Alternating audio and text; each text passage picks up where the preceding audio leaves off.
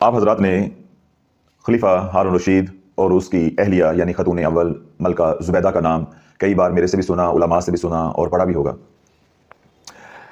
ملکہ زبیدہ بہت ہی بزرگ خاتون تھیں، بہت اللہ اللہ کرنے والی روح، اللہ رب العزت نے اس کو قلب سلیم عطا کیا ہوا تھا، اور جہاں میرے رب نے اس خاتون کو قلب سلیم عطا کیا تھا وہیں اللہ رب العزت نے اس کو عقل سلیم بھی عطا کی ہوئی تھی۔ ملکہ زبیدہ کے بارے میں یہ بات آتی ہے کہ اس نے کبھی بھی اپنے شوہر یعنی خلیفہ ہارون رشید سے ذاتی خواہشات کا کوئی تقاضا نہیں کیا تھا، یعنی بادشاہ کی گھر والی ہو کے اس کا بادشاہوں والا یا ملکہ والا کوئی مزاج نہیں تھا۔ پڑھ کر بڑی حیرت ہوتی ہے، سن کر بڑی حیرت ہوتی ہے، لیکن جیسا اس کا طرز زندگی تھا پھر جب اس کو ہم پڑھتے ہیں تو پھر پہلی بات کی تصدیق ہو جاتی ہے کہ واقعی کسی نے مبالغہ آرائی نہیں کی بلکہ صحیح لکھا ہے اس کے بارے میں، یا صحیح اس کو پرکھا ہے یا صحیح جانا ہے۔ کیوں کہ ملکہ زبیدہ جو ہے اپنے محل کے اندر اس نے 300 حفاظ کو ملازمت پہ رکھا ہوا تھا۔ دو تین باتیں پھر میں نے عمل بتانا ہے، کیونکہ یہ باتیں آپ توجہ کے ساتھ نہیں سنیں گے پھر عمل پہ آپ کا یقین اور اعتقاد نہیں بنے گا۔ میں نے کیا کہا کہ کبھی اس نے بیویوں کی طرح، جس طرح عام بیویاں ہوتی ہیں، بات بات کا تقاضا، ہر خواہش کا تقاضا کرنا کہ پوری کرو، فرمائشیں کرنا، تو اس کا اس طرح کا مزاج نہیں تھا۔ حالانکہ خاتون اول ہے، سیاہ و سفید کی مالک ہے، لیکن اس کا وہ مزاج نہیں تھا۔ تو اس نے اپنے محل کے اندر 300 حفاظ کو ملازمت دی ہوئی تھی، خواتین کو۔ اس نے 3 شفٹیں بنائی ہوئی تھیں اپنے محل کے اندر کہ 100 بچیاں جو حافظہ تھیں وہ قرآن مجید 8 گھنٹے مسلسل پڑھتی تھیں۔ پھر جب وہ 8 گھنٹے یعنی وہ شفٹ مکمل ہو جاتی تو اگلی بچیاں جو ہیں وہ 100 آ جاتی، پہلی والے کو چھٹی ہو جاتی، اب اگلی جو بچیاں 100 ہیں وہ اگلے 8 گھنٹے قرآن مجید جو ہے وہ پڑھ رہی ہیں محل کے اندر۔ پھر جب وہ ان کی چھٹی ہو جاتی تو تیسری شفٹ والے آ جاتے، تو 8 یا 24، تو اب وہ 24 گھنٹے ہارون رشید کا جو صدارتی محل تھا اس کے اندر قرآن پڑھا جا رہا ہے۔ اب بات سمجھ آ گئی کہ جو خلیفہ ہارون رشید کی اہلیہ ہے اس کا مزاج جو عام خواتین کا ہوتا ہے، صرف دنیا داری یا اللہ کوئی عہدہ دے دے، منصب دے دے تو انسان دنیا کے اندر پاگل ہو جاتا ہے، اس کا وہ مزاج نہیں تھا۔ اللہ رب العزت نے اس کو، جس طرح میں نے کہا کہ عقل سلیم بھی عطا کی تھی اور قلب سلیم بھی عطا کیا تھا۔ اس کی جو روح تھی وہ اللہ اللہ کرنے والی تھی اور اس کو اللہ اللہ کرنے والا ماحول بھی پسند تھا۔ اب اس نے اپنے محل کے اندر ماحول ہی ایسا بنایا ہوا ہے کہ 24 گھنٹے قرآن پڑھا جا رہا ہے، 24 گھنٹے قرآن پڑھا۔ تو نہیں ہے کہ 24 گھنٹے ہی قرآن پڑھا جائے، گھر کے اگر 5 بچے ہیں یا گھر میں 6 افراد رہتے ہیں تو کبھی کوئی قرآن پڑھ رہا ہے تو کبھی کوئی قرآن پڑھ رہا ہے۔ اللہ والے جب اللہ توفیق دے دے تو ماحول یہ جھونپڑی کے اندر بھی بن سکتا ہے، اس کے لیے صدارتی محل ہونا ضروری نہیں ہے، بات اس کے کرم کی ہے۔ تو یہ کرم خاص اللہ رب العزت نے زبیدہ کے اوپر فرمایا، اس لیے اس کو توفیق بھی جو مل گئی۔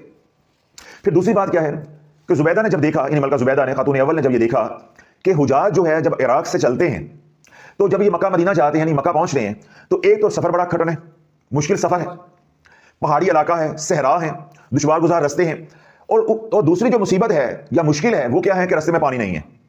تو بہت سے حجاج جو لٹنے سے بچ جاتے ہیں وہ پیاس سے مر جاتے ہیں، پانی نہ ہونے کی وجہ سے ان کے جانور مر جاتے ہیں، اور اگر جانور بچتے ہیں تو خود موت کے منہ میں چلے جاتے ہیں، خود مر جاتے ہیں۔ تو اللہ رب العزت نے اس کے دل میں یہ بات ڈالی کہ کیوں نہ میں ایک نہر کھدواؤں جو یہاں سے شروع ہو بغداد سے اور وہ مکہ تک جو ہے وہ عراق سے شروع ہو اور وہ مکہ تک جائے۔ اللہ یہ کوئی چھوٹا منصوبہ نہیں ہے، آج کے دور میں بھی یہ جو شیر لانے کے برابر ہے، انتہائی مشکل کام ہے، لیکن اللہ نے اس سے کام لینا تھا۔ جس طرح میں نے 2-3 دفعہ پہلے بھی یہ بات کہی کہ اللہ نے اس کو عقل سلیم بھی اور قلب سلیم بھی عطا کیا ہوا تھا۔ جب اس نے یہ ارادہ کر لیا تو اس نے پھر اپنے مشیروں کو بلایا، جو اس وقت کے انجینئر تھے، کام کرنے والے لوگ تھے، ان کو بلایا۔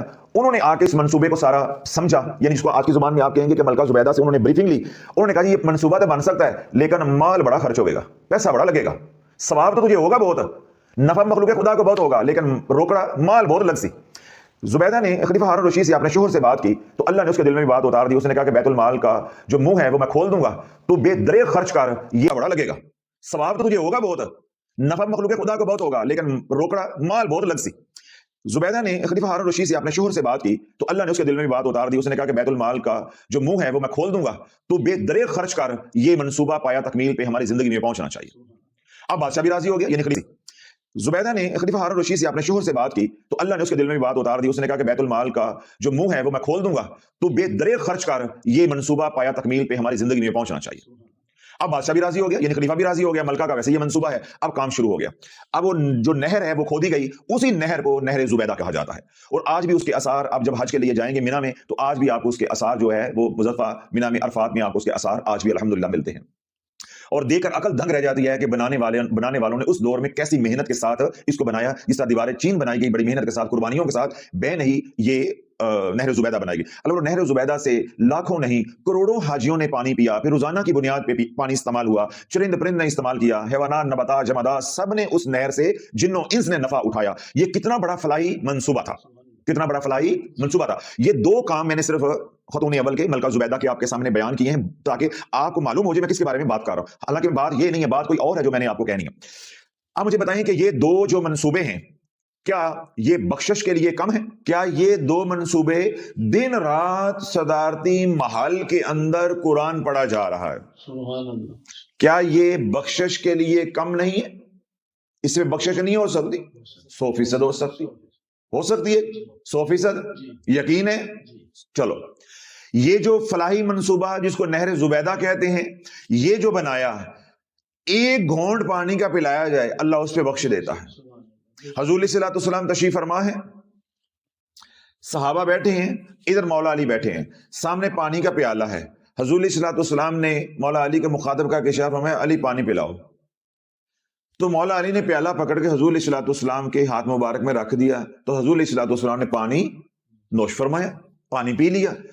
اب صحابہ کو یہ بات بڑی حیرانی اس بات پہ ہوئی. تو مولا علی نے عرض کی یا رسول اللہ، کبھی آپ نے اس طرح فرمائش نہیں کی، آج تو پانی بالکل سامنے پڑا تھا تو آپ نے کہا کہ پانی پلاؤ، علی پانی پلاؤ. تو حضور علیہ الصلوۃ والسلام ارشاد فرمایا کہ علی پانی پلانے کا اتنا اجر و ثواب ہے کہ میں نے کہا کہ وہ ثواب علی کو ملے، اس لیے میں نے کہا کہ علی پانی پلاؤ. تو پانی پلانے کا اتنا ثواب ہے. حج کے دوران سب سے بڑی نیکی حاجی کو پانی پلانا، حاجی کو کھانا کھلانا ہے. قضا آئی، ملکہ زبیدہ انتقال کر گئی، رب کی بارگاہ میں اس کو پیش کر دیا گیا، رب کی بارگاہ میں اس کو پیش کر دیا. جو اس وقت کے اولیاء اللہ تھے ان کے اوپر جب ایک حالت یعنی برزخ کی دنیا، قبر کی دنیا اللہ نے منکشف کی تو انہوں نے پوچھا کہ زبیدہ تیرے ساتھ اللہ نے کیا معاملہ کیا. اب بات اللہ والوں یہاں سے سننے والی ہے. پہلی بات سننے والی خاص نہیں تھی، وہ میں نے صرف بنیاد بنانے کے لیے کہی تھی کہ میں نے لے کر آپ کو کہیں اور آنا تھا. اب میں نے آپ کے منہ سے کیا کہلوایا ہے اور آپ کے دل نے کیا گواہی دی ہے. خضر صاحب یہ دو باتیں یا دو منصوبے آپ نے بتائے ہیں، یہ اس کی بخشش کے لیے کافی ہیں، شافی ہیں، معافی ہیں، ایسے کہا ہے نا آپ نے. جب اولیاء اللہ نے زبیدہ سے پوچھا کہ زبیدہ تیرے ساتھ رب نے کیا معاملہ کیا، تو زبیدہ نے کہا کہ میرے رب کریم نے مجھے معاف کر دیا، مجھے معاف کر دیا. تو یہی بات آپ نے کہی تھی کہ معافی کے لیے کافی ہیں. زبیدہ پھر یہ کہنے لگی کہ جو تمہارے ذہنوں میں ہے کہ اللہ نے مجھے کس عمل کی وجہ سے معاف کر دیا، اس عمل سے معافی نہیں ملی. نہ مجھے محل میں دن رات قرآن پڑھانے سے معافی ملی ہے اور نہ ہی مجھے نہر زبیدہ بنانے سے معافی ملی ہے. تو زبیدہ کو، اور زبیدہ فرماتی ہیں کہ مجھے میرے رب کی بارگاہ میں جب پیش کیا گیا تو میرے رب نے مجھے آواز دی کہ ہمارے لیے کیا لے کر آئی ہے. اب کہانی ہے یہاں سے، جو میں نے بات آپ کو سمجھانی ہے وہ یہاں سے شروع ہوتی ہے کہ زبیدہ ہمارے لیے کیا لے کر آئی ہو. تو زبیدہ کہتی ہیں کہ میں تھر تھر کانپنے لگی کہ یا اللہ میں کون سا عمل ہے جو تیری بارگاہ میں پیش کروں تو میری خلاصی ہو جائے. تو پھر میں نے سوچ کر عرض کیا کہ یا اللہ میں تیرے قرآن سے کبھی غافل نہیں ہوئی، قرآن کی تلاوت سے میں کبھی غافل نہیں ہوئی.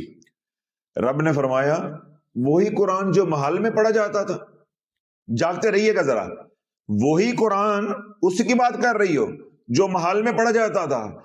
300 جو حفاظ تھے وہ قرآن پڑھنے پہ لگے رہتے تھے. اگر تو خلیفہ کی بیوی نہ ہوتی تو یہ عمل کیسے کر لیتے؟ وہ جو بچیاں حافظ تھیں ان کو تنخواہیں جو ہیں وہ تو بیت المال سے جاتی تھی. تو بیت المال تو تمہارا نہیں تھا، وہ تو قوم کی امانت، وہ تو قرآن قوم نے پڑھوایا، پیسہ قوم کا خرچ ہوا. رب نے فرمایا کہ وہ جو قرآن پڑھاتی تھی، وہ قرآن جو بچیاں پڑھتی تھی ان کی تنخواہ تو بیت المال سے جاتی تھی، تیرے پاس سے تو نہیں جاتی تھی. کوئی اور نیکی بتا. زبیدہ کہتی ہے کہ میں نے رب کی بارگاہ میں عرض کی کہ یا اللہ میں نے نہر زبیدہ بنوائی، لاکھوں کروڑوں حاجیوں نے اس سے نفع اٹھایا اور اٹھاتے رہیں گے جب تک وہ قائم رہے گی. چرند پرند نے پانی پیا، حیوانات نے، جمادات نے، نباتات نے اس سے فائدہ اٹھایا اور اٹھا رہے ہیں جب تک وہ قائم رہے گی. رب نے فرمایا جو وہ نہر بنوائی اس پہ جو مال خرچ ہوا تھا وہ کس کا تھا؟ وہ کس کا تھا؟ نہیں، یہ بات نہیں بنتی۔ تو جب اللہ نے دونوں منصوبے جن پہ اوپر مان تھا، جو میں نے آپ کی زبان سے بھی کہلوایا، آپ نے کہا جی اس کی بخشش کے لیے کافی ہیں، اللہ نے رد کر دیا، اللہ نے رد کر دیا۔ تو ملکہ زبیدہ کہتی ہیں کہ میں پھر تھر تھر کانپنے لگی، رونے لگی، تو میرے رب نے فرمایا ہاں تیرے نامہ اعمال کے اندر ایک چھوٹا سا عمل ہے، وہ مجھے بڑا پسند آیا تھا۔ کیا میں نے کہا تھا تھوڑی دیر پہلے کہ ہم کمین ہیں، ہم چھوٹے ہیں، ہمارے ضرب چھوٹے ہیں، چھوٹے چھوٹے کام کرو بھول جاؤ، انشاءاللہ ہماری بخشش کا ذریعہ بن جائیں گے۔ اگر تم نے کوئی بڑا کام کر لیا پھر تمہارے سے پچایا نہیں جائے گا، تمہیں روح کی اور بدہضمی ہو گئی، پھر کیا کرو گے کہ لوگوں کو بتاتے پھرو گے اور برباد ہو جاؤ گے، اس کے اندر سے خلوص اخلاص نکل جائے گا، اللہ منہ پہ دے مارے گا۔ رب نے فرمایا کہ زبیدہ تو نے زندگی میں ایک چھوٹا سا کام کیا، لیکن وہ تھا صرف میرے لیے، بس میں اس نیکی کی وجہ سے تجھے بخش رہا ہوں۔ زبیدہ کہتی کہ میں بڑی حیران ہوئی کہ بڑے بڑے کام اللہ کو پسند نہیں آئے، اللہ کی بارگاہ میں قبول نہیں ہوئے، تو یہ چھوٹا سا کام کون سا ہے جو اللہ کو اتنا پسند آ گیا کہ میری بخشش ہوگی؟ رب نے ملکہ زبیدہ کہتی کہ میں نے رب کی بارگاہ میں عرض کی، یا اللہ وہ کون سا چھوٹا سا کام ہے جو تجھے بھا گیا، تجھے پسند آ گیا، میری وہ ادا تجھے پسند آ گئی؟ تو رب نے فرمایا کہ تو اپنے شوہر کے ساتھ یعنی ہارون رشید کے ساتھ، اپنے خاندان کے ساتھ دسترخوان پہ بیٹھی، اب جاگتے رہیے گا، دسترخوان پر بیٹھی، کھانا تناول کرنے لگے تھے، تم کھانا کھا رہے تھے، جب روٹی کا لقمہ توڑ کے وہ لقمہ تو یہاں لے کر آئی، تیرے سر پہ دوپٹہ نہیں تھا، ادھر سے آواز آئی اللہ اکبر اللہ اکبر، اذان کی آواز آئی، تو نے لقمہ وہیں چھوڑ دیا اور اپنے سر پہ پہلے دوپٹہ کیا، پھر اذان کے احترام میں کھانے سے رکے رہی، اذان کے احترام میں کھانے سے رکے رہی، سر پہ دوپٹہ لے کے توجہ کے ساتھ اذان سنی، بس مجھے یہی ادا تیری بھا گئی ہے، یہی عمل میں نے تیرا قبول کر لیا ہے، اسی عمل کی وجہ سے میں نے تیری بخشش کر دی ہے۔